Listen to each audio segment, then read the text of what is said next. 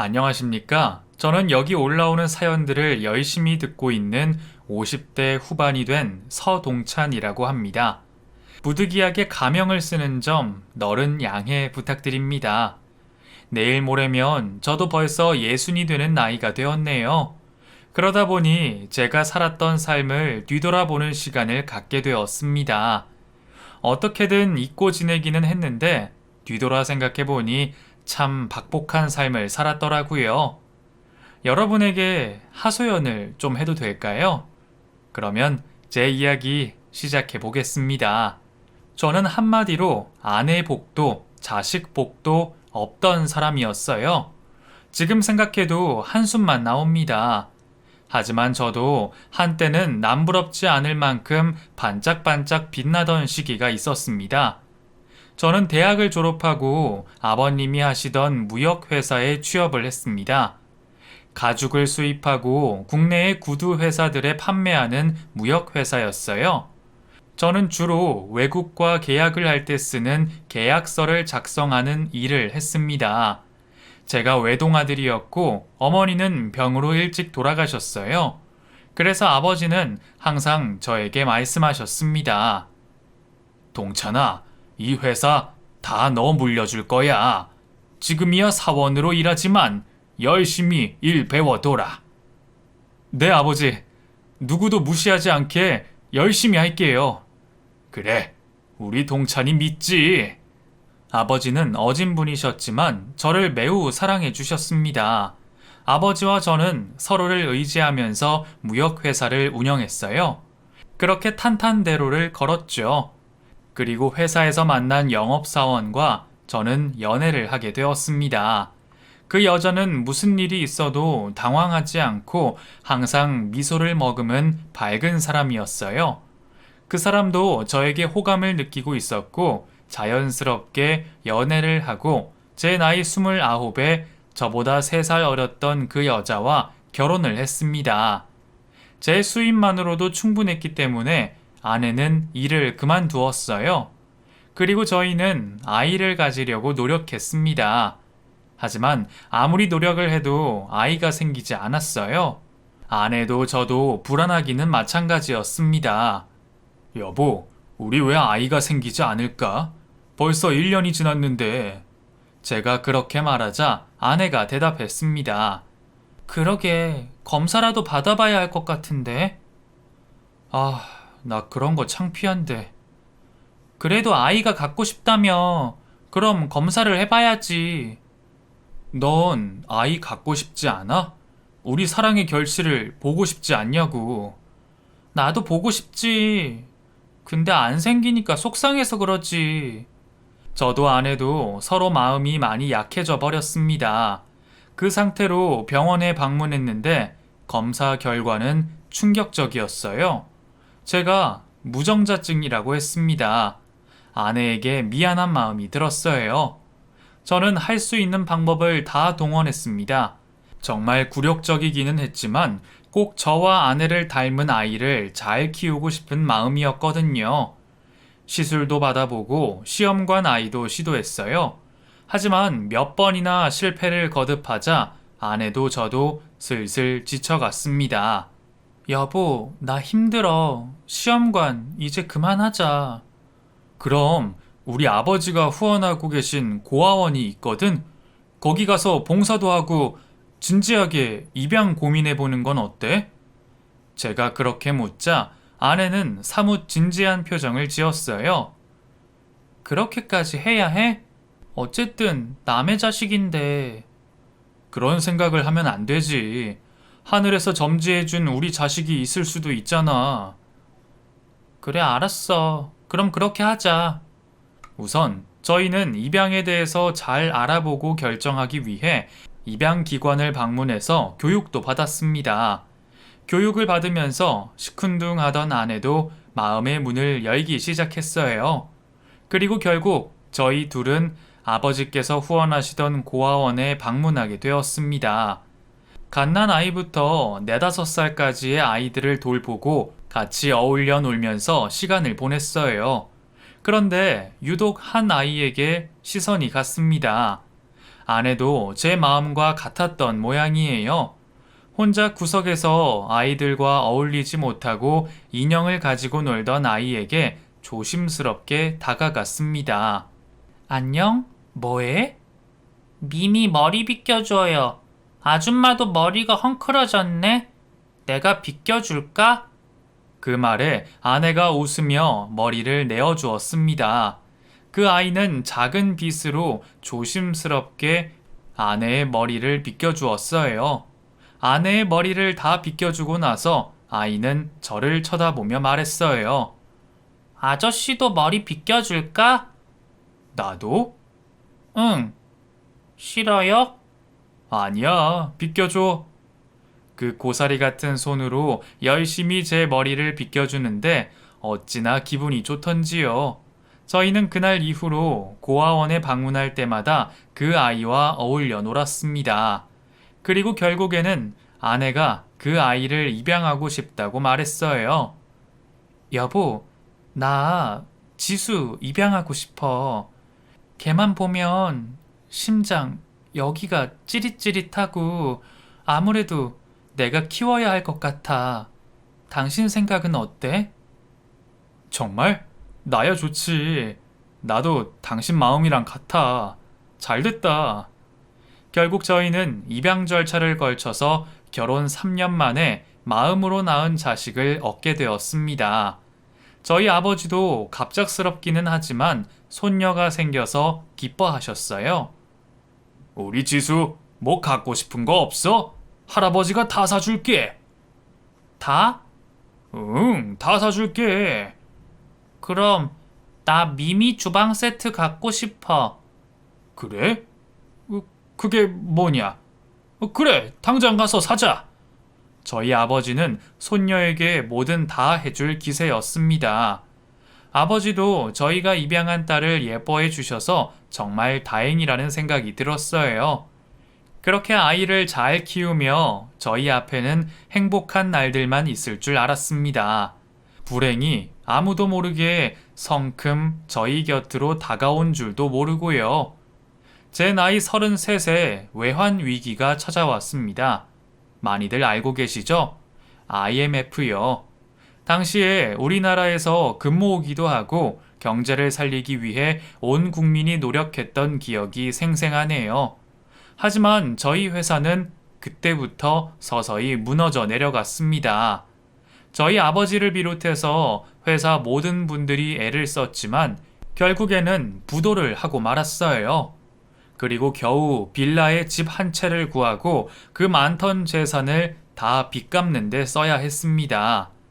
저희 아버지와 함께 지내면서 아내의 불만도 점차 늘어갔어요. 쌀값도 없는데 입이 몇 개야. 어떻게 좀 해봐. 나도 일 구하려고 하는데 알잖아. 지금 잘 다니던 회사도 다들 잘리는 거. 한 기업의 회장에서 졸지에 며느리의 구박을 받게 된 아버지의 속도 속이 아니었을 겁니다. 아내가 그렇게 핀잔을 늘어놓을 때면 입양한 제 딸도 아내의 말을 따라하고는 했어요. 아유, 돈이 없어, 돈이. 밥을 어떻게 하라고. 할아버지, 밥 먹지 마. 미안하다, 애미야. 지수야. 할애비가 미안해. 그 좋아하는 인형도 못 사주고. 할아버지 필요 없어. 나가, 나가. 그러면 제가 깜짝 놀라서 아내와 딸을 나무랬어요. 당신은 애 앞에서 왜 그런 소리를 해서 애가 따라하게 해? 그럼 어떡하라고? 나도 미치겠어. 이럴 줄 알았으면 입양도 안 했지. 가슴이 답답하다고. 가슴이 답답하다고. 지수야, 엄마 말 따라하지 마. 왜? 재밌는데? 저는 고군분투하며 무슨 일이든 구하려고 했습니다. 하지만 당시 일을 구할 수가 없었어요. 저는 무작정 구두 기름과 천을 들고 다니며 경찰서며 관청 등에 가서 구두를 받아서 구두 닦기를 시작했습니다. 아버지는 평생 일군 회사를 하루아침에 잃고 나서 항상 시름에 빠져 지내셨어요. 하루 종일 밖에서 일을 하고 돌아오면 아버지는 작은 방에서 누워만 계셨습니다. 아버지, 괜찮으세요? 식사는 하셨어요? 입맛도 없다. 친구분들이라도 좀 만나시죠. 그럴 기운도 없어. 아버지, 그러지 말고 저랑 나가서 식사 좀 하세요. 아니야. 나 그냥 잠이나 자고 싶다.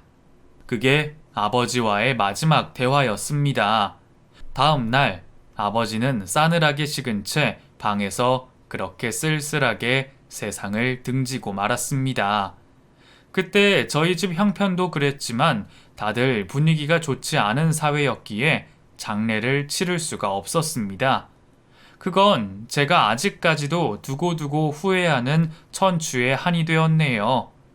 그렇게 저희 장례식도 치르지 못하고 아버지를 보내드려야 했습니다.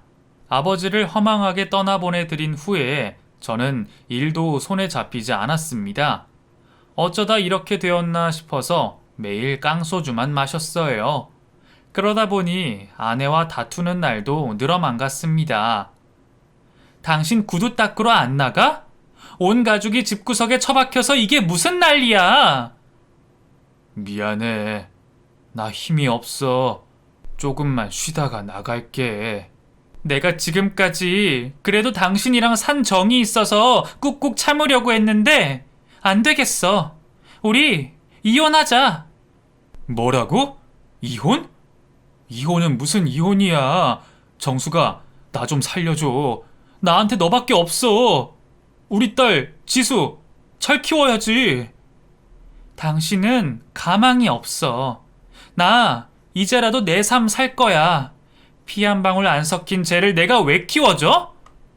그 말을 딸아이가 다 듣고 있었습니다. 저는 아내에게 그런 말 하지 말라며 치맛자락을 붙들고 늘어졌어요. 그리고 다음 날부터는 정신 차리고 다시 구두 닦기 일을 하러 나갔습니다. 그것도 경쟁이 치열해서 저는 팔자에도 없던 웃음을 팔고 누가 쌍욕을 해도 그저 바보처럼 웃으며 구두만 닦을 수 있게 해달라고 빌었어요. 그렇게 하루에 몇만 원의 돈을 주면 그래도 우리 가족 밥은 굶기지 않겠구나 싶어서 안도의 한숨을 내쉬고는 했습니다. 하지만 아내는 가정을 돌보지 않고 바깥으로만 나돌았어요. 누구를 만나고 오는지 평소에 하지도 않던 진한 화장도 하고 말이에요. 그러다 보니 초등학교에 입학하기 전이었던 딸아이는 항상 방에서 혼자 놀고 있었습니다. 지수야, 엄마 어디 갔어? 엄마, 아까 무슨 아저씨랑 나갔는데? 그 아저씨 우리 집에 엄청 자주 와. 뭐? 어떻게 생겼는데? 몰라. 아저씨랑 팔짱 끼고 나갔어. 아빠, 나 배고파. 아이고, 이거 아빠가 오다가 붕어빵 사왔는데 우선 이거 먹어. 붕어빵 지겨워. 그럼 아빠가 얼른 밥 차려줄게. 밥도 싫어. 돈가스 먹고 싶어. 돈가스? 저는 그날 번 돈을 만지작거리며 고민을 하다가 딸을 데리고 나가서 돈가스를 사 먹였습니다. 저는 먹지 않았어요. 그리고 딸이 말한 아내가 팔짱 끼고 간 남자가 누구인지 골머리를 썩이며 고민했습니다. 그리고 딸과 밥을 먹고 돌아오자 아내가 자기 짐을 다 싸두고 저를 기다리고 있더라고요. 어딜 갔다가 와? 지수가 돈가스 먹고 싶다고 해서. 당신은 그렇게 화장을 진하게 하고 대체 어딜 갔다 오는 거야? 나 애 들어섰어. 뭐? 우리 애? 참나, 너 무정자증인데 애가 들어서겠니? 고향 오빠랑 재혼할 거야. 이거 이혼 서류 여기다 도장 찍어. 너 어떻게 이럴 수가 있냐? 그 오빠는 이 불황에도 장사 잘하면서 돈도 잘 벌고 나 사랑한다더라. 그냥 좋게 보내줘. 그 말을 딸아이가 또 따라 하더라고요. 좋게 보내줘. 근데 엄마, 나도 따라갈래. 뭐? 네가 날 왜 따라와? 넌 여기서 살아. 너 나랑 피 한 방울도 안 섞였는데 내가 널 왜 데리고 가니? 저는 그런 아내에게 오만정이 다 떨어졌습니다. 그래서 그냥 이혼 도장을 찍어줘 버렸어요. 아내는 그렇게 짐을 싸들고 떠나버리고 저와 딸 둘만 남았습니다. 저는 딸아이를 지켜야 한다는 사명감에 더 열심히 살려고 노력했습니다. 하지만 딸아이는 초등학교에 입학하고 고학년이 되면서부터 다른 친구들을 왕따시키고 괴롭혀서 제가 몇 번이나 학교에 불려갔던 적이 있어요. 그런 날이면 딸을 잘 타이르고 애썼습니다. 지수야, 아빠랑 짜장면 먹으러 갈래? 이야기 좀 하자. 왜? 잔소리 하려고 그래? 아빠 학교 안 오면 안 돼? 나 창피해. 아빠 손에 구둣기름 다 묻어서. 나 친구들이랑 놀다가 갈 거니까 먼저 가. 그러면 또 엄하게 야단을 치기도 했어요. 우리 지수가 왜 이럴까? 아빠가 창피하다니. 직업에는 귀천이 없는 거야. 너 자꾸 약한 친구들 괴롭히면 안 돼. 걔가 짜증나게 하니까 그렇지.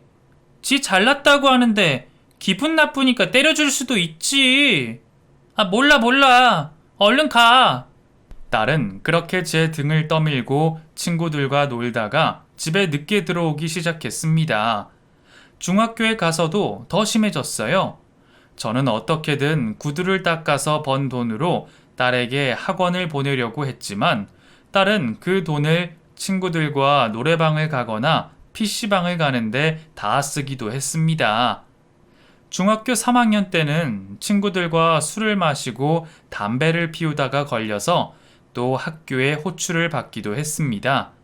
그뿐만 아니라 골목에서 자기보다 어린 학생들의 삥을 뜯기도 했어요. 지수야, 돈이 필요하면 아빠한테 말하지. 왜 그런 짓을 했어? 아빠가 돈이 어딨어? 됐어. 나 친구 만나러 간다. 지수야, 그 언제 올 건데? 지금 몇 시인데 나가? 가지 마. 아빠 말 안 들려? 아무리 사춘기라고 해도 딸아이를 어떻게 바른 길로 인도해야 할지 가슴이 답답했어요. 붙잡고 이야기를 하려고 해도 머리가 커갈수록 저를 무시하고 집에도 안 들어오는 날들이 늘어만 갔습니다. 저는 딸에게 진심을 담은 손편지를 쓰기도 했어요. 지수야, 아빠랑 이야기 좀 하자.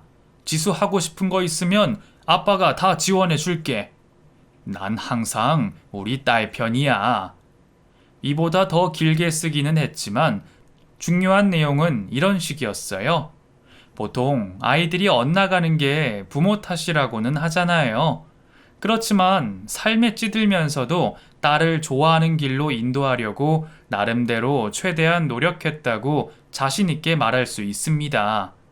그래도 안 되는 건 안 되는 거더라고요. 절망스러웠습니다.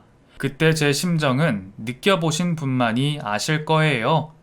딸은 고등학교를 실업계로 갔고 그때부터 저에게 돈을 요구했습니다. 그때쯤은 제가 컨테이너로 된 구두 수선 가게를 하고 있었거든요. 구두 수선을 하다가 저녁에 막노동을 하러 가기도 했어요. 딸은 제 구두 수선 가게에 와본 적이 있습니다. 아빠, 돈 좀 있어? 돈? 왜? 학원 다닐래?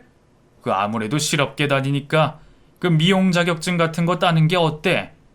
그래, 잘 됐다. 알아서 할게. 돈 있으면 줘봐. 그래. 얼마나? 한 100만 원? 100만 원? 학원비가 비싸지. 그래, 알았어. 아니다. 150만 줘봐. 너 학원 등록하는 거 맞지? 이상한 데다가 돈 쓰는 거 아니지? 진짜. 맘 잡고 살려고 하는데 왜 이래? 도움은 못 줄 망정. 그냥 줘. 진짜지? 아빠 믿는다. 알았어. 알았다고. 저는 딸이 뭔가를 배우겠다는 의지를 가진 것만으로 기뻐서 전세로 이사를 가려고 열심히 적금을 붓던 돈도 깨서 딸에게 주었습니다. 초반에는 정말로 미용학원을 다니는 것 같았어요.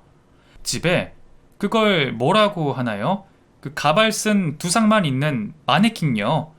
그걸 사가지고 와서 연습하는 것도 봤거든요.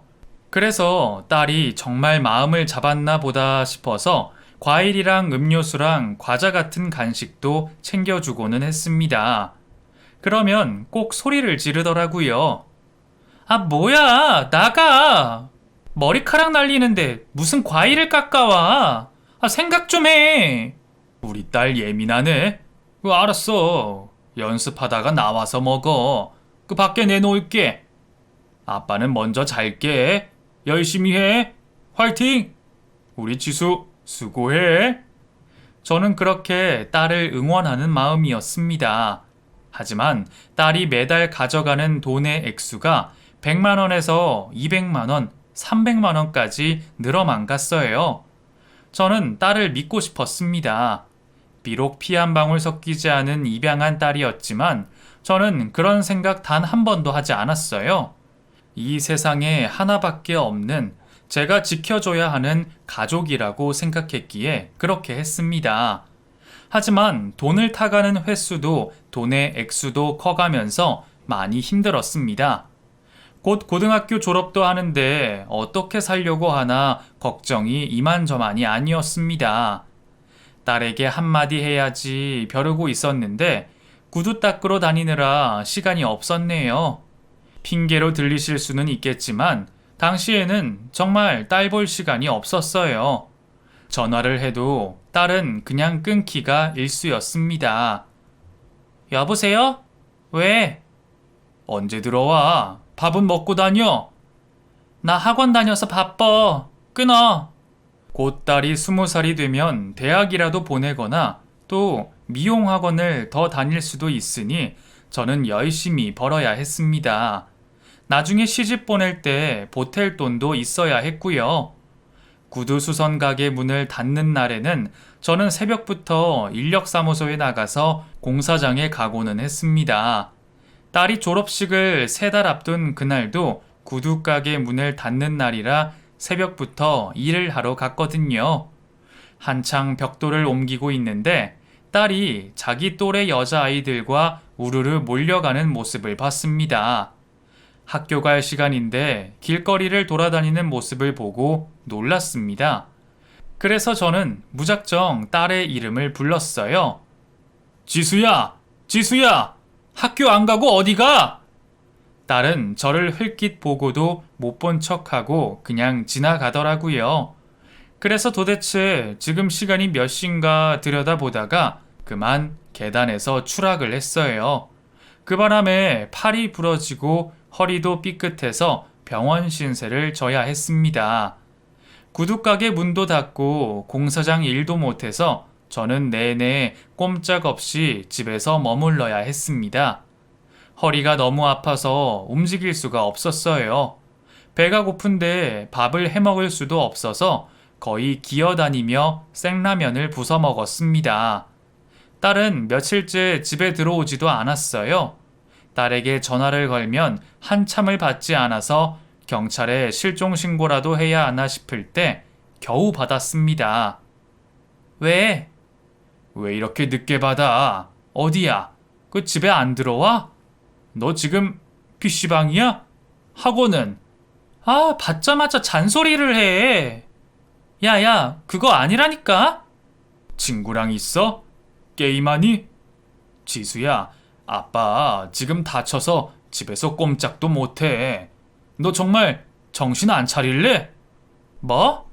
아, 끊어. 나 잘 있으니까 내일 들어갈게. 딸은 학원을 그만둔 게 분명하다는 생각이 들었어요.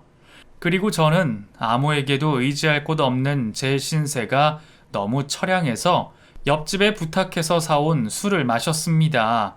술을 마시는데 돌아가신 아버지 생각이 났어요. 어쩐지 펑펑 눈물이 쏟아져 내렸습니다. 그렇게 천하를 호령할 듯이 커다랗게 보였던 아버지가 그 작은 방에서 혼자 쓸쓸히 고독 속에서 돌아가셨을 생각을 하니 가슴이 저려왔습니다. 그리고 나도 그렇게 될 수도 있겠구나 퍼뜩 정신이 들었어요. 하늘에서 아버지가 저를 내려다보고 계시면서 한숨을 쉬고 계실 것만 같았습니다. 아버지, 저 기운 낼게요. 그리고 저도 이렇게 죽을 수는 없다는 생각이 들었어요. 그날 이후로 지금까지 단 한 방울도 술은 입에도 대지 않습니다. 악으로 깡으로 살아갈 생각을 해야겠다는 결심을 했거든요. 그리고 혼자서 조금씩 움직여서 지팡이 대신 우산을 짚어가며 물리치료를 받으러 걸어갔습니다. 그렇게 힘겹게 재활을 하고 있었습니다. 그리고 딸이 집으로 돌아왔어요. 병원에 다녀왔는데 방에서 시끄러운 소리가 들리더라고요. 아, 쌍, 이거 왜 이래? 미쳤나봐. 야, 너 돈 없어? 없어. 아이씨. 야, 너네 집에 돈 없냐? 너희 아빠 통장 어딨어? 찾아볼까? 그 인간 돈 개뿔도 없긴 한데. 저는 그 소리를 듣고 깜짝 놀라서 방문을 열어 제꼈습니다. 한 손에 담배를 들고 있던 남자와 딸을 보고 기겁을 했네요. 지수야, 너 이놈, 너 누구야? 제가 그렇게 소리를 지르자 손에 있던 담배를 아무데나 비벼 끄고 그놈이 말했습니다. 안녕하세요. 지수 남자친구입니다. 뭐? 남자친구? 아빠 아니야. 그냥 친구야. 야, 너 가. 왜 갑자기? 일단 가 있어. 그놈에게 뭐라고 할 새도 없이 그놈이 현관문을 열고 사라졌습니다. 저는 자리에 풀썩 주저앉아서 딸에게 말했어요. 지수야, 너 대체 어디서부터 말을 해야 할지 말문이 막히더라고요. 그런데 딸이 갑자기 저에게 다가오더니 제 팔을 보고 말했습니다. 아빠, 팔 다쳤어? 부러진 거야? 그래, 근데 괜찮아. 뭘 괜찮아. 하필 부러져도 오른손이 부러졌냐? 허리는 또 왜 그래? 허리도 삐끗했어. 왜 진작 말 안 했어? 밥은 먹었어? 내가 밥 할게. 어이구, 네가 뭘 할 줄 안다고 그래? 나 내일 모레면 20이야. 나도 친구네서 해봤어. 얼른 해줄게, 기다려. 그래도 딸은 딸인가 보다 하는 생각이 들었어요. 의사가 아니라 가족이 제 걱정을 해주는 다정한 말을 언제 들어봤나 싶었네요. 그리고 가슴이 따뜻해지는 느낌이었습니다. 지 애비 아픈 걸 보니 딸이 그래도 마음이 안 좋은가 보다 그랬죠. 아빠, 밥 다 했어. 먹어. 미역국도 끓였어? 응. 근데 너 아무리 내일 모레 졸업이라고 해도 학교는 다녀야 하지 않니? 아빠가 뭘 몰라서 그래. 이제부터 안 가도 돼. 그런 거야? 실업계는 좀 다른가? 그리고 그 남자애는 뭐야? 남의 집에서 담배를 피우고. 그 사람 어른이야. 나보다 1살 많아. 사귀는 거야? 별로 질이 좋아 보이지는 않던데. 안 사겨. 얼른 먹어. 내가 반찬 올려줄게. 그래, 지수야. 그 아빠가 잔소리하는 걸로 들릴 수도 있는데 제발 이상한 놈들 만나지 말고 네 앞가림하고 살아. 미용 공부 열심히 하고. 알았어. 얼른 먹어. 내가 잘할게. 딸 입에 그런 말을 들은 게 언제인지 기억도 나지 않았어요. 잘한다는 말을 들으니 기운이 나더라고요. 정말이지? 우리 딸 미용사 되면 내가 미용실 갈 일이 없겠네? 너도 얼른 먹어. 제가 팔에 깁스를 풀 때까지 딸은 밖에 나갔다가도 저녁이면 집에 들어왔어요. 이제는 정신을 차리고 열심히 하려나 보다 싶었습니다. 그렇게 시간이 흘러 제 몸도 많이 회복되고 딸도 고등학교를 졸업을 했습니다. 졸업식에 가려고 했는데 딸이 오지 말라고 야단이었어요. 졸업식에 오는 부모님이 어딨어. 게다가 우리는 실업고라서 부모님들 안 와. 그래도 졸업식 갔다가 맛있는 거 먹고 그래야지. 그 아빠는 가고 싶은데. 졸업식이 뭐 대수라고. 오지 마. 나 창피해. 아빠가 창피해? 그게 아니라 진짜로 안 와도 돼. 갔다 와서 같이 밥 먹으면 되잖아. 알았어. 우리 딸 졸업 축하해. 저는 딸이 졸업식에 간 동안 딸을 위해 뭘 해줄까 고민을 하다가 그래도 사회생활을 처음 시작하는 것인데 예쁜 팔찌나 목걸이 같은 액세서리를 해주고 싶다는 생각이 들었어요. 그래서 통장에서 돈을 찾아서 금은방에 가려고 은행 먼저 들렸습니다. 그런데 통장에 돈이 한 푼도 없었어요. 대체 무슨 영문인가 머릿속이 하얘지더라고요.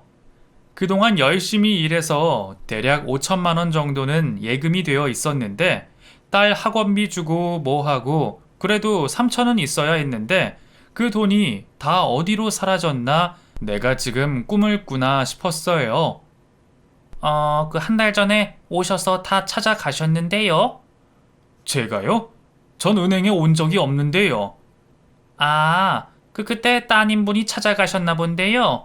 그 너무 어린 사람이 돈을 찾아간다고 해서 그 신분증이랑 가족증명서 떼오라고 했는데 이제 막 20살 됐더라고요. 그 아빠가 아파서 돈 다 찾아오라고 했다고. 맞아. 기억난다. 그 말을 듣고 망치로 머리를 두들겨 맞은 기분이었습니다. 집으로 허겁지겁 달려갔는데 집이 엉망진창이었어요. 누가 보면 도둑이 든 줄 알 만큼요. 저는 딸 이름을 불렀습니다. 지수야! 지수 너 어딨어? 딸 방으로 들어갔는데 컴퓨터며 옷가지들이 하나도 없더라고요. 그래서 딸에게 전화를 걸었습니다. 그런데 없는 번호라고 나왔어요. 기가 막혔습니다. 그리고 한참을 멍하게 있는데 발신자 번호 표시 제한으로 전화가 왔어요. 여보세요? 지수야? 나야. 너 어디야? 지금 이게 무슨 상황이야? 아빠, 나 사실 친부모 찾았어. 뭐라고?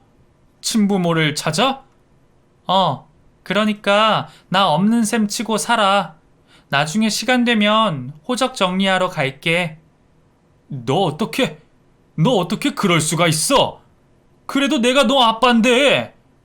나 입양하잖아. 이제 성인이야. 내 맘대로 할 거야. 지수야, 너 돈은 왜 다 찾아간 거야? 그거 내가 그런 거 아닌데? 솔직히 아빠가 나한테 해준 게 뭐야? 그 정도는 정으로 줄 수 있잖아. 아무튼 더 할 말 없어. 내 친부모 완전 부자더라. 진작에 친부모 찾을걸. 그지 같은 집구석에 사는 거 생각하면 끊어. 딸은 그렇게 매몰차게 전화를 끊어버렸습니다. 딸과 잘 살아보려고 모아둔 돈도 다 잃고 그렇게 소중하고 사랑하던 딸도 한순간에 잃고 저에게 남은 건 보증금 300에 월세 30만 원짜리의 빌라 한 채뿐이었네요. 아버지, 저도 아버지 따라 갈까요? 인생이 이렇게 매번 구멍투성이고 저는 살 가치가 없는 놈인가 봐요. 그렇게 허공에 대고 외치기를 수십 번이었습니다. 월세를 내려면 다시 일을 시작해야 하는데 기운이 하나도 나지 않았어요. 어디서부터 잘못된 건가 저를 자책하기도 하고 하늘을 원망하기도 하면서 하루하루 시간을 보냈습니다. 그리고 제가 잘못한 것보다 딸이 잘못한 게 많다는 생각이 번뜩 들었어요. 저는 잘 키우려고 애썼지만 항상 엇나가기만 한 건 딸이었습니다. 도대체 찾았다는 친부모가 누군지도 궁금했고 그렇게 잘 사는 부모라면 딸이 훔쳐간 제 돈도 돌려받아야겠다는 생각을 하고 자리를 털고 일어났습니다. 그래서 우선 무턱대고 경찰서를 찾아가서 제 이야기를 다 설명했어요. 그런데 아직 제 호적에 올라와 있고 찾아보면 현재 거주지를 알 수도 있을 거라고 대답하더라고요. 그런데 지금 사는 곳 등록을 안 해놔서 찾을 수가 없다고 했습니다. 온탕과 냉탕을 오가는 기분이었어요. 그렇게 허탈하게 경찰서 밖을 나오는데 웬 화장을 진하게 한 여자가 저에게 인사를 했습니다. 지수 아빠 아니에요? 안녕하세요. 누구, 너 지수 친구니? 네, 몇 번 봤잖아요. 지수 잘 지내죠? 그 나쁜 년. 저는 그 애의 팔을 붙들고 말했어요. 우리 지수 어딨니? 너 아는 거 있지? 제발 나한테 말해줘. 지수 집 나갔어요? 하긴 맨날 그지 같다고 욕하기는 했는데 결국 나갔나 보네. 어디 갔어? 뭐 아는 거 있으면 다 말해줘. 그 오빠랑 같이 갔나 보다. 그 오빠 이모가 청주 산다면서 가끔씩 갔는데. 뭐? 청주 어디? 이거 놓고 얘기해요. 그래, 미안하다. 제발 말해다오. 청주 그 근처 동인 것만 알아요. 그 오빠 이모랑 이모부가 좀 모자란 사람들이라고 들었는데. 아무튼 저 바빠서 갈게요. 지수 그년 진짜 나쁜 년이에요. 걔 인터넷으로 도박하느라 애들 삥 다 뜯고 제 돈도 빌려가서 안 갚았어요. 찾으면 저한테도 말해주세요. 딸이 인터넷 도박인지 뭔지를 하는 건 전혀 몰랐어요. 제 돈도 그러려고 훔쳐갔다는 생각이 들었습니다. 저는 그 길로 한 번도 가본 적도 없는 청주로 내려갔습니다. 그리고 들었던 그 근처 동을 하염없이 걸어 다녔어요. 혹시나 싶어서 그 동네에 있는 PC방이란 PC방은 다 뒤지고 다녔습니다. 그래도 찾지 못한 채 저녁이 되었고 기운이 하나도 없어서 저는 2,000원짜리 콩나물 국밥집이 보이기에 그곳으로 들어가려던 찰나였어요. 딸과 전에 저희 집에서 봤던 남자놈의 뒷모습이 보였습니다. 놓칠세라 저는 미친 듯이 달려가서 남자놈의 목덜미를 잡았어요. 그런데 두 사람이 더 있더라고요. 중년으로 보이는 두 남녀가 제가 잡은 팔을 떼어내며 소리쳤습니다. 너 누구야? 우리 애한테 왜 이래? 나쁜 아저씨야! 놔! 놔! 중년이 할 법한 말투는 아니었습니다. 두 사람 다 지능이 많이 떨어져 보였어요. 그리고 남자와 제 딸이 저를 보고 놀라서 말했습니다. 뭐야? 아빠, 아니, 아저씨, 여기 어떻게 알고 왔어? 와, 소름. 미쳤다. 여길 왜 찾아와? 지수 너, 네가 찾은 부모가 이 사람들이야? 제 말에 잠시 당황하더니 오히려 적반하장으로 소리를 쳤어요. 맞아. 아저씨 이제 내 아빠 아니잖아. 아니지. 원래 아니었잖아. 무슨 상관이야? 그래. 너 내 돈은 어쨌어? 너 말대로라면 내 딸 아닌데 왜 내 돈을 훔쳐가? 내가 널 그렇게 키웠냐? 저는 저도 모르게 눈물이 흘렀습니다. 구질구질하게 왜 이래? 그거 돈 몇 푼 된다고. 아저씨 병신돼서 일도 못하고 돈도 못 벌잖아. 필요 없으니까 남의 인생 상관 말고 가세요. 네? 아저씨 가라고! 딸이 그렇게 깡패처럼 건들대며 말았는데 정말 소름이 끼치더라고요. 아무래도 이건 아니다 싶었습니다. 지적 장애를 가진 두 사람에게 무슨 짓을 하고 있는지 알 수도 없었고요. 얼핏 보니 두 사람 팔이며 얼굴에 멍도 들어 있더라고요. 저는 몰래 넷이 가는 뒤를 따라갔습니다. 그리고 웬 임대 아파트에 도착을 했어요. 저는 딸이 들어간 걸로 보이는 집 앞에서 가만히 귀를 기울이고 있었습니다. 그런데 뭔가 찰싹찰싹 소리가 나더니 비는 소리가 들리더라고요. 때리지 마! 아파! 때리지 마! 너 왜 일 안 해? 일 해야 될 거 아니야. 너 청소하던 일 왜 안 해? 네가 돈을 벌어야 우리가 먹고 살지. 저는 심각하다는 생각에 일단 휴대폰의 녹음 버튼을 눌렀어요. 장애연금 나오는 거 그거 몇 푼 된다고. 너 때문에 이번에 한탕 제대로 할 수 있었는데 못했잖아. 딸이 그렇게 소리를 질렀고 남자 목소리도 들렸습니다. 이모부, 제발 돈 벌면 그대로 가져와. 알았지? 사람은 일해야 돼, 일. 알았어. 때리지 마. 아파. 딸이 그렇게까지 악마가 되었을 줄은 몰랐어요. 딸이고 뭐고 이번에 제대로 참교육을 시켜줘야겠다는 생각뿐이었어요. 저는 대충 증거를 수집해서 경찰서에 전화를 걸었습니다. 여기 지금 장애인 협박하고 금품 갈취하고 폭력 행사하는 나쁜 놈들이 있습니다. 얼른 와주세요. 그리고 경찰이 와서 문을 열고 들어갔습니다. 집 안이 어수선하더라고요. 지적장애를 가진 두 중년은 매를 맞고 있다가 경찰을 보고 뒤로 몸을 숨겼어요. 뭐예요? 아빠? 아빠? 내가 왜 네 아빠야? 아저씨라고 할 때는 언제고? 아빠, 그게 아니라 경찰 아저씨들 뭔가 오해가 있나 본데. 폭력 현행범으로 체포하겠습니다. 묵비권을 행사할 수 있고. 아니라니까. 오해하지 마세요. 저 아무 짓도 안 했어요. 이거 불법 도박 아니야? 불법 도박도 하셨네요. 아무튼 같이 가시죠. 딸과 함께 있던 남자는 경찰서로 옮겨졌습니다. 저는 지적장애를 가진 두 중년에게 이야기를 들었어요. 그리고 주변 이웃들의 증언도 들을 수 있었습니다. 1, 2년 전부터 두 사람을 끌고 다니며 공장이며 공사장에서 일을 시키게 하고 그 돈으로 두 년놈은 인터넷 도박을 하며 유흥 생활을 즐겼던 겁니다.